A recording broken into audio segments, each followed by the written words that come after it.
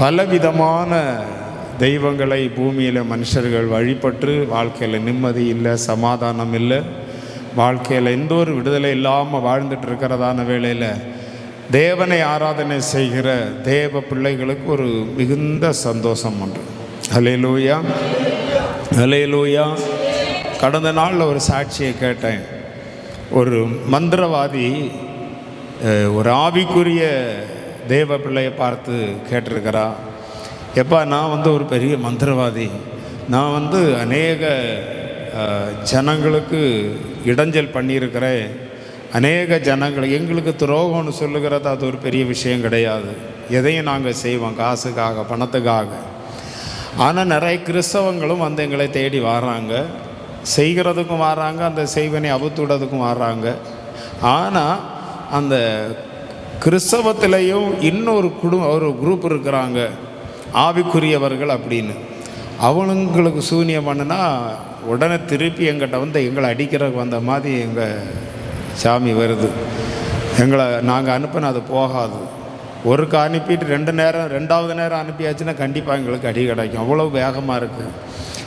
அந்த கிறிஸ்தவங்களுக்கும் உங்களுக்கு ஒரு வித்தியாசம் என்ன அப்படின்னு சொல்லி கேட்டாங்கல்ல. இந்த பிரதர் என்ன சொல்லியிருக்கிறாங்கன்னா, அவங்களுக்கும் எங்களுக்கும் உரிய வித்தியாசம் என்னென்னா, நாங்கள் ஆவிக்குரியவர்கள் என்று நாங்கள் வாழ்ந்து கொண்டிருக்கிறோம். மற்றவர்கள் கிறிஸ்தவர்களாக இருக்கிறார்கள், ஆனால் அவர்கள் கிறிஸ்தவர்கள் அல்ல. கிறிஸ்துடைய வேஷத்தையே தரித்து கொள்ளுகிறத தவிர அவங்க கிறிஸ்தவங்க கிடையாது. ஹல்லேலூயா. அவங்க எப்படியும் வாழ்ந்துட்டு இருப்பாங்க. ஒரு மனுஷன் தன்னுடைய வாழ்க்கையில் மனம் திரும்ப வேண்டும், அவன் பாவ மன்னிப்புக்கென்று கர்த்தராகிய இயேசு கிறிஸ்துவின் நாமத்தினாலே ஞானஸ்நானம் பெற்றிருக்க வேண்டும், அவன் பரிசுத்தாவினுடைய அபிஷேகத்தை பெற்றிருக்க வேண்டும், அவன் அப்போஸ்தலருடைய உபதேசங்களை கேட்டிருக்க வேண்டும், அவனுக்கு மாறுபாடான சந்ததிகளை விட்டு அவன் வித்தியாசமாய் அவன் காணப்படுகிறவனாய் இப்படி அந்த ரட்சிக்கப்பட்ட மனுஷனுடைய நிறைவுகளை பற்றி நான் சொல்லுகிறத விட அதிகமாக எடுத்து அவன் சுவிசேஷமாய் பேசிட்டான். ஹல்லேலூயா. அந்த மந்திரவாதி என்ன செய்துட்டான்னா, அந்த மார்க்கத்தை தான் எனக்கு வேணும்னு சொல்லி அவன் விரும்பி அவன் ரட்சிக்கப்பட்டுட்டான். ஹல்லேலூயா, ஹல்லேலூயா.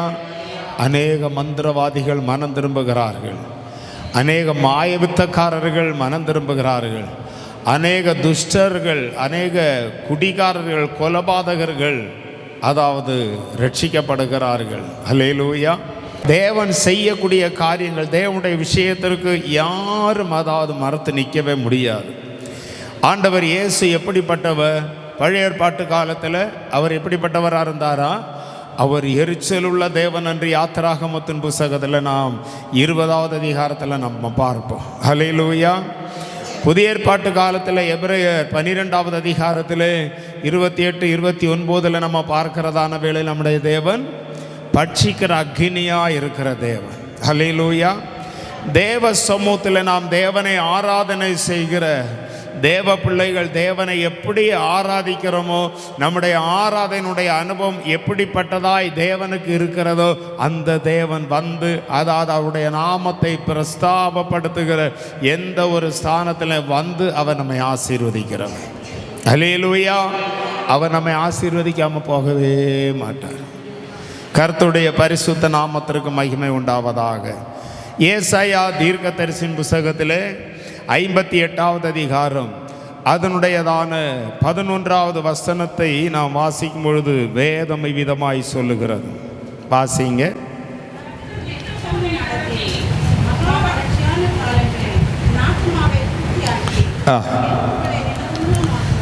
ஆமென்.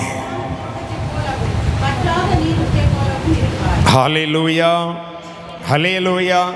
அவர் எப்படிப்பட்ட ஒரு தேவனாக இருக்கிறாருன்னு தெரியுமா? ஹல்லேலூயா. அவர் நித்தமும் நம்மை நடத்துகிற தேவன். ஹல்லேலூயா. ஒரு நாள் கூட நம்மை பார்க்காம அவர் இருக்கவே மாட்டார். அவர் நித்தமும் அனுதினமும் நம்மை நடத்துகிற ஒரு தேவன்.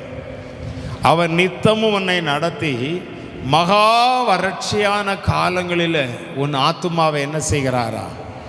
திருப்தியாக்குகிற தேவன். அவர் நித்தமும் நடத்துவார் என்கிற ஒரு நம்பிக்கை நமக்கு இருந்தால் மாத்திரமே அவர் நடத்துவார்.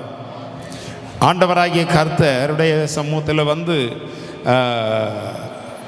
கண் தெரியாதவங்க வந்து ஆண்டவருடைய சமூகத்தில், ஆண்டவரே எங்களுக்கு பார்வையிடணும்னு கேட்டாங்க. ஆண்டவர் என்ன கேட்டார்னா, உங்களை நான் சுகமாக்குவேன் என்கிறதான ஒரு விசுவாசம் உங்களுக்கு இருக்கிறதா அப்படின்னு. ஏன் அப்படி அவர் கேட்குறாருன்னா, அல்லேலூயா, மத்தேயு எழுதின சுவிசேஷம் 21வது அதிகாரம் அதனுடைய 22வது வசனத்தை நான் வாசிக்கிற வேளையில், ஒரு மனுஷனுக்கு என்ன இருக்க வேணும்? பணக்காரனோ, அவன் பிச்சைக்காரனோ, அவன் பெரிய ஐஸ்வர்யவானோ, அவன் யாரோ எவனோ எப்படிப்பட்டவனோ, தேவன் ஒரு ஆத்மாவுடைய வாழ்க்கையில் விரும்புகிறது என்னன்னு தெரியுமா? விசுவாசம். அல்லேலூயா. விசுவாசம் உள்ள ஒரு மனுஷன் தேவனை ஆராதனை செய்யலாம். விசுவாசம் உள்ள ஒரு மனுஷன் கர்த்தரை மகிமைப்படுத்தலாம். விசுவாசம் உள்ள ஒரு தேவனுடைய மனுஷனுக்கு, தேவனுடைய பிள்ளைகளுக்கு தேவன் எதையும் செய்கிறதற்கு அவர் தயங்கவே மாட்டார். அல்லேலூயா, அல்லேலூயா. எபிரேயர் 11:6 வாசிக்கிற வேளையில், விசுவாசம் இல்லாமல் தேவனுக்கு பிரியமாக இருப்பது கூடாத காரியம், முடியாது. அப்படி அதாவது விசுவாசம் இல்லாமல் ஒருத்தர் ஆண்டவர் ஆராதனை செய்யணும்னா நடக்காத காரியம். அல்லேலூயா. நம்ம தேவன் பணத்துக்காக, காசுக்காக, பொருளுக்காக ஆசைப்படுகிற தேவன் கிடையாது.